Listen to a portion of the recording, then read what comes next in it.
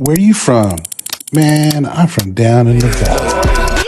I got people trying to wish and pray that I'ma fall about it, all about it till we spoke in person. Don't wanna talk about it now, huh? Oh, you sound tough, toying with them, don't get wound up. How you wound up? Another number in the round up. Put the town up, built the sling up. You mean like San Antonio?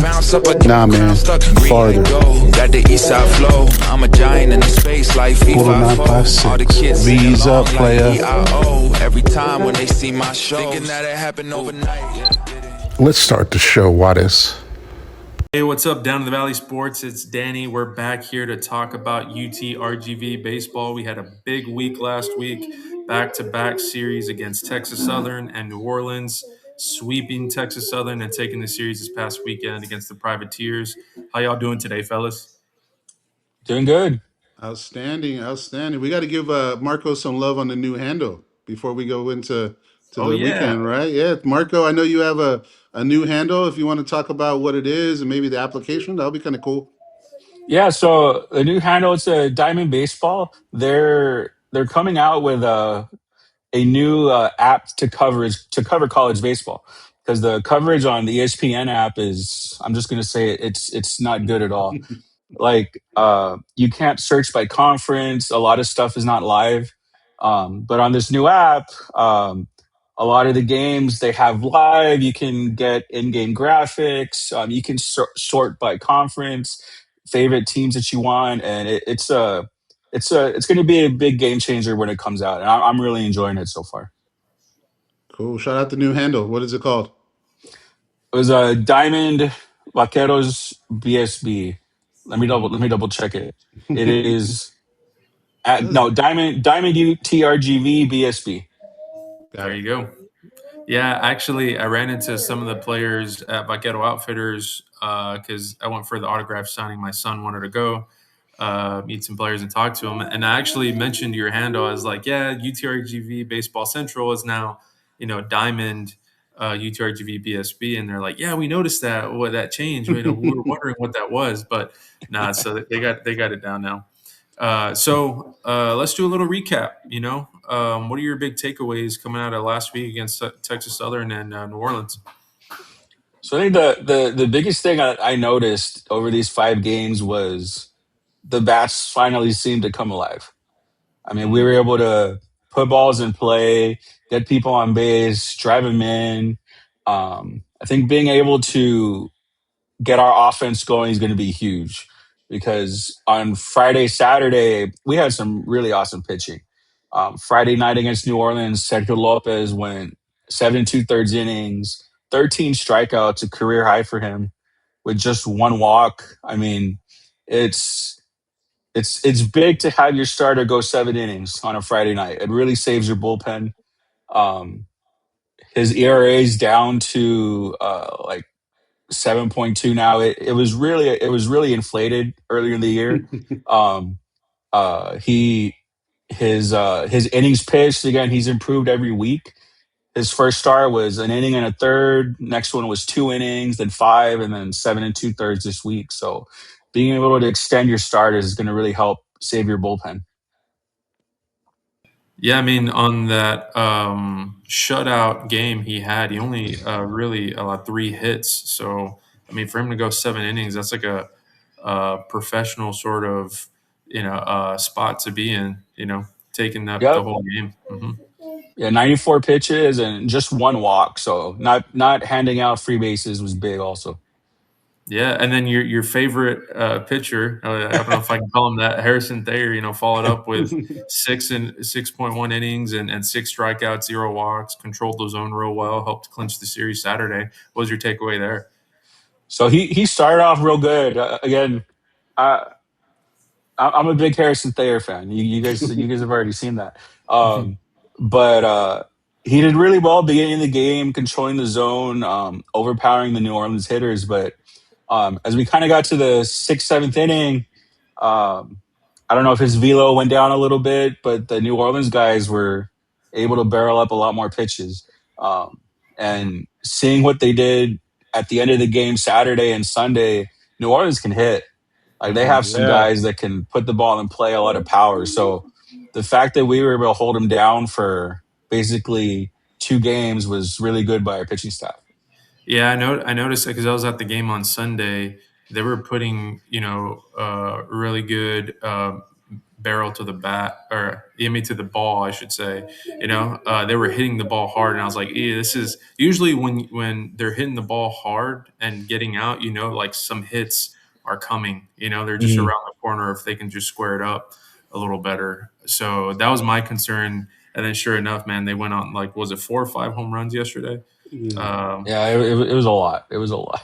yeah, but thankfully we were able to take the series. But who are some of the players that stood out to you over the course of these two series? Though, I mean, I know you talked a little bit about pitching, but who on offense, I guess, really caught your attention? So there's a few guys over the New Orleans series. I have four guys that I wrote down right here. So Julius Ramirez, Friday night he went 0 for 4, but Saturday, Sunday he went 4 for 8 with two Ooh. home runs and 7 RBIs. And then Thomas Williams over the 3 games went 6 for 10, 2 walks, a hit by pitch. He scored 4 runs, so he was able to get on base for the guys behind him to drive him in. The leadoff guy, Rocco Garza Gongora, again, he hit 500 this weekend, 6 for 12, 2 walks, 5 runs. So again, hitting in front of Julius and Armani, I mean, if you can get on base, you're going to be able to score. And then finally, Armani, he went 7 for 13 this series with 5 RBIs, 5 runs, and 3 home runs. He's if I remember, I heard correctly, his next home run is going to tie the UTRGV career record. So 30, yeah, he'll be able to tie that the next one he hits. Because he's got 7 home runs already? Is that comparable to what he did last year this early? Because I mean, 7 jumps out from a home run standpoint. So from what I remember from last year, he had his power all year. Like it was just something that kind of I was really surprised with. So to have 7 this early, I mean, we're what like 12 games into the season, 12, 15 games. Hmm. I mean, that's a good pace to be on. Yeah, he's up to 276 batting average. Looks like he has 14 RBIs and has picked it up in the last 2 weeks. So Armani, shout out to Armani, and then your boy Harrison, right there with the most innings pitched with 21 innings pitched so far, the most on the staff, and looking good at 2.49 ERA. So those are pretty big stats. Even though that last game kind of throws us a little curveball to us with the feeling of the whole series. I was excited about the whole series and what they did, and I was there Saturday night for the first 5 innings, and the ballpark was electric, man. It was a good time, and people were into it, and I was able to see a couple homers, which was cool, right? And the wife was getting into it, so if the wife is getting into it and she's liking it, that means we can go to more games no matter what. So we had a good time when we were there and got to spend some time with Marco before the game. And the hat game, Marco, what kind of hat was that? I forgot to ask you. I saw the hat initially. What was that? Oh, it was Pokemon night, so I had a Pokemon hat on. Oh, that's what it was. Okay, I was looking. I was like, "What is that? That looks cool." Because me and Waters are big on the hats, right? So, Mhm. Marco adding the hat game was pretty cool. I saw that. Well, which Pokemon was it? I'm curious. It was Toxtricity. Okay, So it was that's a more newer purple. generation. Yeah, it's a newer generation. It was a purple and yellow hat. Gotcha. He Yeah, has and come back. if we're shouting out players, don't forget about Quiques Cienfuegos.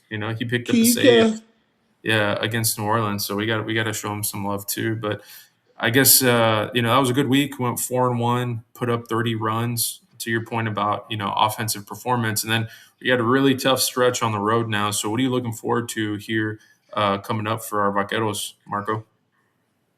So we've got our guys are going to be hitting the road for 9 in a row. I mean, it's Ooh. that's good. That's a long road trip.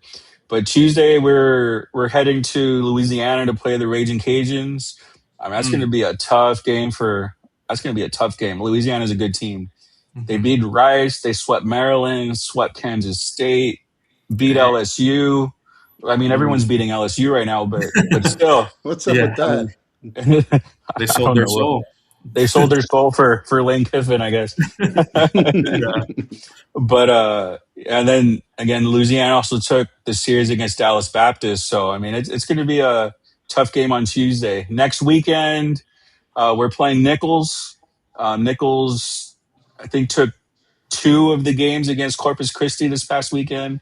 I know one of the games was played under protest, and that Hmm. got or that got rolled on, and they're going to have to restart that game from the first inning Yeah, when what that happened there, incident. Marco? Because that's something that jumped out from a lot of different people, and me as a amateur baseball guy, I didn't know much about it. What happened with that? So there was a play in the first inning where um, they reviewed and overturned something that they couldn't, according to the rules of uh, of reviewing plays. So Hmm. there was a check swing that was called a ball, and when they reviewed it, they overturned it to a strike. It kind of added to the whole play, added to everything there. But you can't change a check swing call on a review. So that's basically what was being protested. They changed something they couldn't. The Southland rule on it, and they're gonna have to start that game again from where that play took hold in the first inning. That's insane. Have you seen that, Denny? I've never seen that. Yeah, I've been following a bit on Twitter, but that's just an odd position. Like, why do that? Like, I mean, who knows what's going on up in the Southland official or ruling offices? But yeah, I mean, I feel bad for the teams and the players, right? Like to have to play that game all over again. I mean, hopefully the outcome doesn't really change because you still played a lot more baseball after that play to dictate the outcome of the game. So, yeah, that's unfortunate. Yeah, so I mean I think at the end of the day that's on the umpires. I mean they didn't fully understand what Hmm. they could change, what they could rule on, and if I remember reading from the Southland comment about it, I think the umpires are going to be suspended after the series. Oh, so it's more Yeah. on the umpires, not necessarily the conference ruling anything. No, well the conference ruled that the umpires changed something they couldn't. Okay, so they made the right call. I mean, they're trying to correct a wrong, right a wrong is what Yes, what. so the conference made the right decision. It was the umpires who made a ruling that they couldn't. I mean, that goes to show I know it's a sensitive subject to really challenge like officials, referees, umpires, but a topic we covered the other day was like trying to automate calls, right? I mean, there's enough cameras and technology involved that they can make a call without subjective opinion or view, so more to come on that, I guess. Any other final thoughts on what you're looking forward to this upcoming week on the road before we wrap up? So again against LSU and against Nichols, I want to see our pitching continue to throw strikes, not Hmm. give away free passes, stay away from the walks, hit by pitches, and just continue to see our offense put the ball in play, drive runners on, score, drive them in to score some runs, and hopefully we can continue that over these next couple weeks. Yeah, I'm excited about the Louisiana game and see what we can do to stack up there. It looks like, based on the standings currently, SFA is actually on top, 4-2 in conference. I know they took the Lamar series, right? I think they took that series, so SFA is looking good. Lamar's at 4-2 in conference, 9-7 overall, and then Houston Christians also at 4-2. Well, and then Southeastern's 2-1. Nichols is 3-2. So those are the ones with the winning record that we're gonna have to battle back on. So I'm excited to see where it shakes up. Like Marco said, baseball's a long season, 50 something games, right? So we don't want to get too up or down with it. But I Hmm. don't like the 7-9 record, so I'm hoping to get that. That's a tough one to look at. But I think Matlock said in the interview there's some things that are rolling pretty good. And he was happy with the performance over the weekend. Yeah, we're a much better team than our record indicates. We intentionally scheduled really hard Mm. non-conference games, and I think it's going to serve us well in conference play. Like we still have really good bats. We have above average pitching that can take. I mean, you're seeing some starters really rise to the top here. And continue to develop throughout the season. So yeah, still looking forward to a really long season and putting ourselves in a position to make it to a regional. But Yes, all right, sir. well, with that, fans, please like, follow, and subscribe, and check you later. V's up. Let's go.